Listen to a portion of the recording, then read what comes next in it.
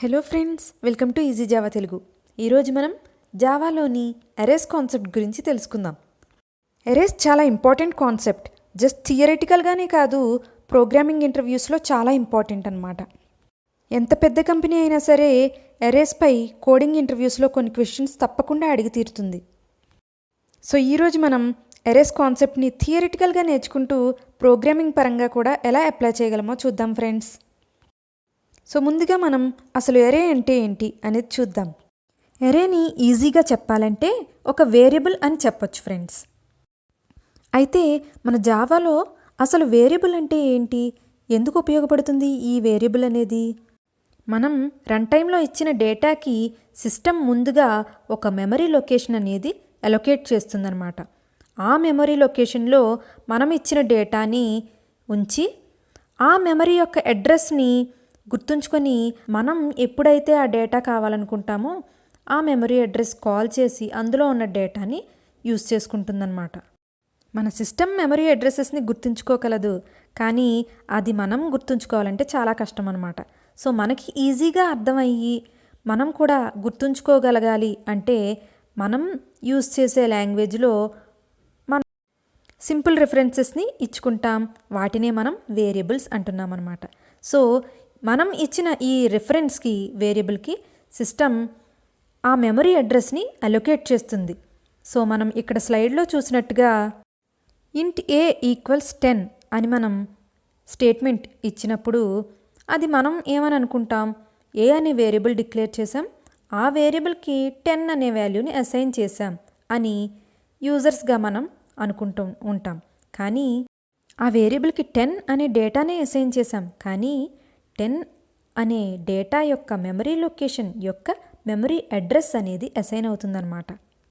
So దీన్నే మనం variable అంటున్నాం. మరి అరే కూడా వేరియబుల్ అనే అంటున్నాం కదా. నార్మల్ వేరియబుల్కి అరేకి డిఫరెన్స్ ఏంటి అంటే, జనరల్గా వేరియబుల్ అనేది మనం ఒక వాల్యూని అసైన్ చేయడానికి యూజ్ చేస్తాం, మనం ఇక్కడ ఎగ్జాంపుల్లో చూపించినట్టుగానే. కానీ అరే ద్వారా ఒకే రకమైన చాలా వాల్యూస్ని ఒకే నేమ్తో రిఫర్ చేయొచ్చు అనమాట. అదే ఎరే అంటే ఫ్రెండ్స్. అయితే ఎరేని డేటా స్ట్రక్చర్ అని కూడా అంటారు. ఎందుకని అంటే మనం ఇచ్చిన చాలా డేటాని ఒక స్ట్రక్చర్ రూపంలో పెడుతుంది కాబట్టి. అంతేకాకుండా ఎరే ద్వారా మీరు అసైన్ చేసిన వాల్యూస్ అన్నీ కూడా కంటీజియస్ మెమరీ లొకేషన్, అంటే మనం ఇచ్చిన వాల్యూస్ అన్నిటికీ కూడా మెమరీ లొకేషన్ పక్కపక్కనే అలొకేట్ చేస్తుందన్నమాట. సో మనం అన్ని వాల్యూస్ని గ్రూప్గా ఒకే నేమ్తో రిఫర్ చేస్తుంటే ఇండివిజువల్ వాల్యూని కాల్ చేసే విధానం ఏంటి మరి? మనం ఈ స్లైడ్లో చూస్తున్నట్టుగా ఇండెక్స్ అనేది దానికోసమే ఉపయోగపడుతుందన్నమాట. మనం ఇప్పుడు ఈ కింద చూస్తున్న ఎరేకి ఒక నేమ్ ఇచ్చుకుంటే, సపోజ్ ఏ అనుకుందాం. ఏ ఆఫ్ 0 అనేది ఫస్ట్ ఎలిమెంట్ని చూపిస్తుంది, ఏ ఆఫ్ 1 అనేది సెకండ్ ఎలిమెంట్ని చూపిస్తుంది, అలా ఏ ఆఫ్ 2, 3, 4 and 5. సో ఎరేస్లో మనం ఇండెక్స్ని 0 నుంచి స్టార్ట్ చేస్తామన్నమాట. సో మనం ఇచ్చిన గ్రూప్ ఆఫ్ వాల్యూస్లో ఫస్ట్ వాల్యూని 0th పొజిషన్లో అసైన్ చేస్తుంది, సెకండ్ వాల్యూని ఫస్ట్ పొజిషన్లోను, థర్డ్ వాల్యూని సెకండ్ పొజిషన్లోను అలా అసైన్ చేసుకుంటూ వస్తుందన్నమాట. సో దీన్ని బట్టి ఇండెక్స్ అనేది ఏంటి ఫ్రెండ్స్? ఎరేలోని ఉన్న ఎలిమెంట్ యొక్క పొజిషన్ని మనకి చూపించడానికి ఇండెక్స్ అనేది ఉపయోగపడుతుందన్నమాట. ఇప్పుడు మనం ఒక ఎగ్జాంపుల్ తీసుకుని ఎరే ఇండివిజువల్ ఎలిమెంట్స్ని ఎలా రికగ్నైజ్ చేయగలుగుతుంది అనేది చూద్దాం ఫ్రెండ్స్. ఈ స్లైడ్లో చూస్తున్నట్టుగా నెంబర్ ఎరే అనే ఒక ఎరేని మనం క్రియేట్ చేసామనుకోండి.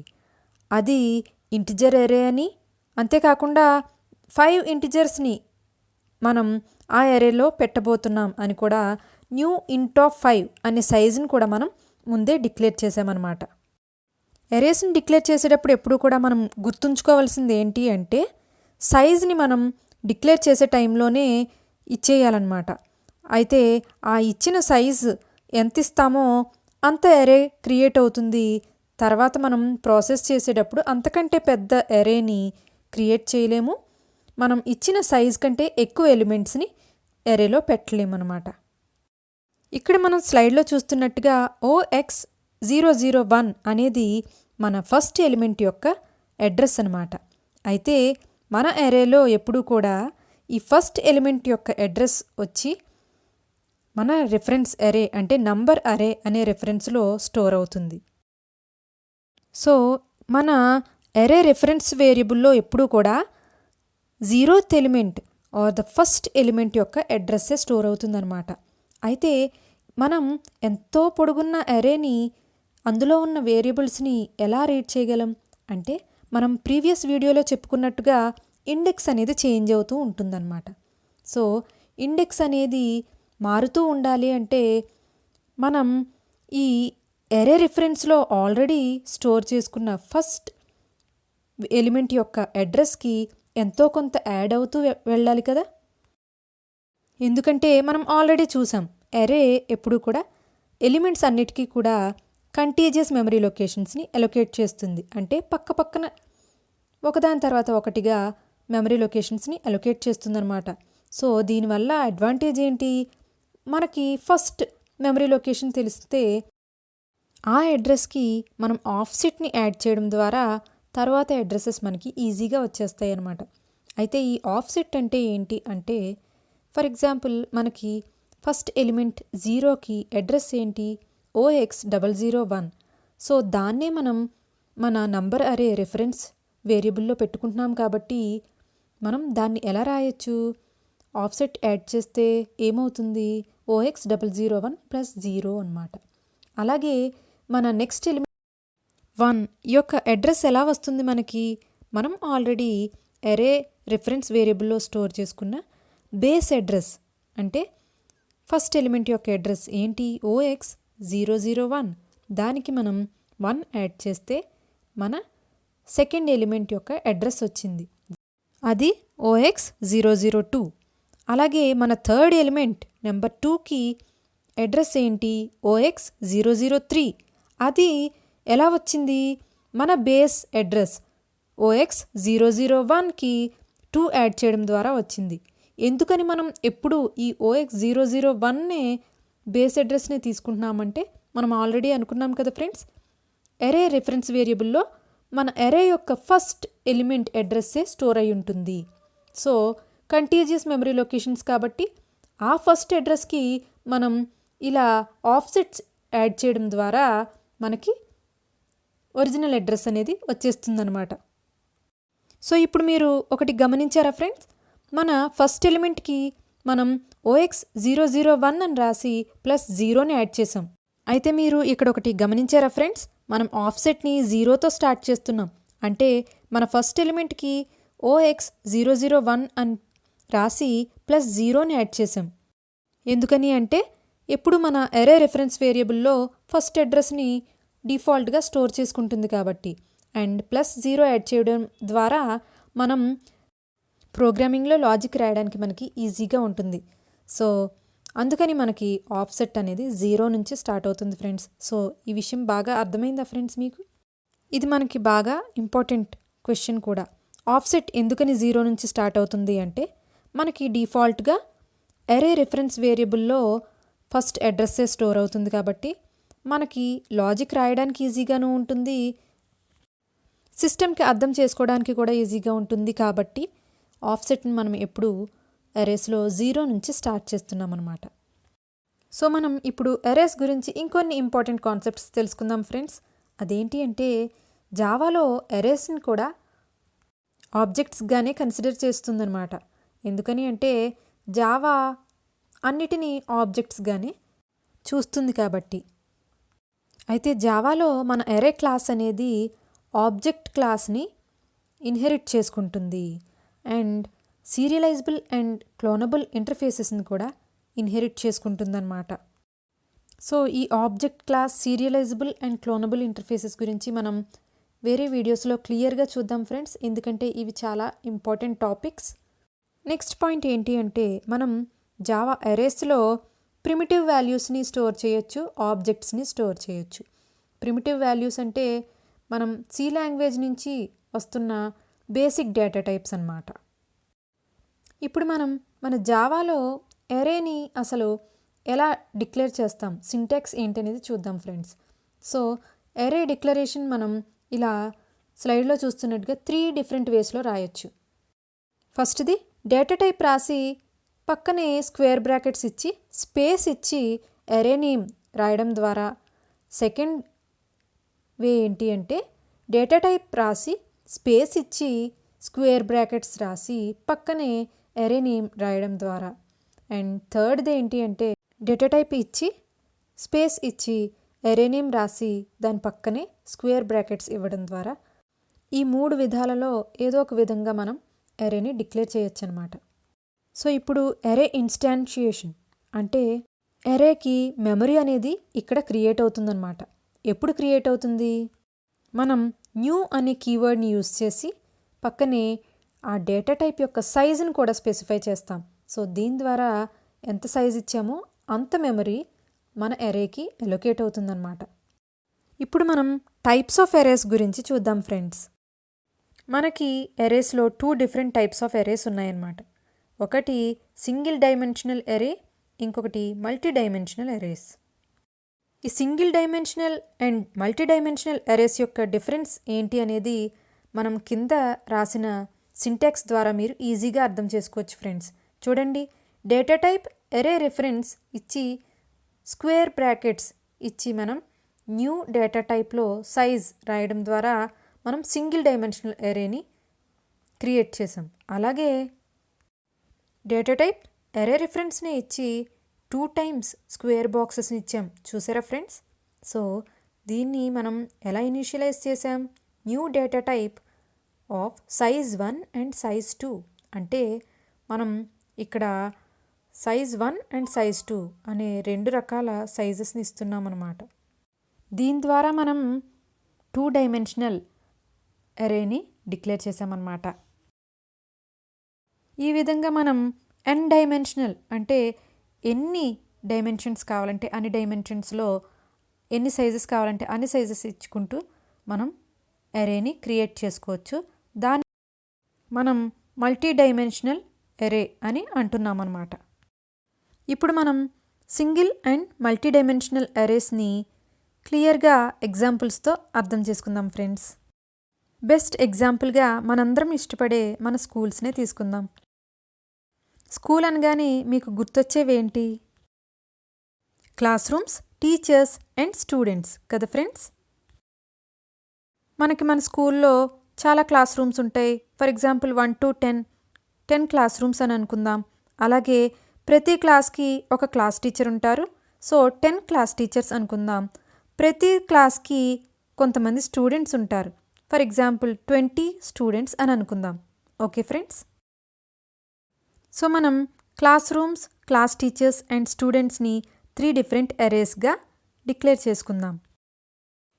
అయితే మనం ఈ స్లైడ్లో చూస్తున్నట్టుగా క్లాస్ స్కూల్ అనే ఒక క్లాస్ని క్రియేట్ చేసుకుని అందులో class room, class teacher and students అనే 3 డిఫరెంట్ ఇంటిజర్ అరేస్ని డిక్లేర్ చేసుకున్నాం. అయితే మీకు ఇక్కడ ఒకటి అర్థమైందా ఫ్రెండ్స్? క్లాస్ రూమ్ అనేది వేరే అరే, క్లాస్ టీచర్ వేరే అరే, స్టూడెంట్స్ వేరే అరే.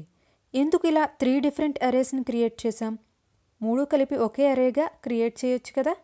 ఎందుకని అంటే మనకి క్లాస్ రూమ్ అనేది డిఫరెంట్ టైప్ ఆఫ్ ఇన్ఫర్మేషన్ ఇస్తుంది, క్లాస్ టీచర్ అనేది different type of information and students అనేది different type of information.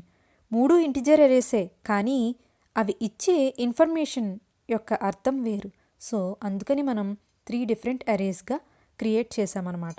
So ఇప్పుడు మీకు అర్థమైందా ఫ్రెండ్స్? అరేని ఎలా అర్థవంతంగా అది మనకి ప్రొవైడ్ చేసే టైప్ ఆఫ్ ఇన్ఫర్మేషన్ బట్టి మనం క్రియేట్ చేయాలనేది.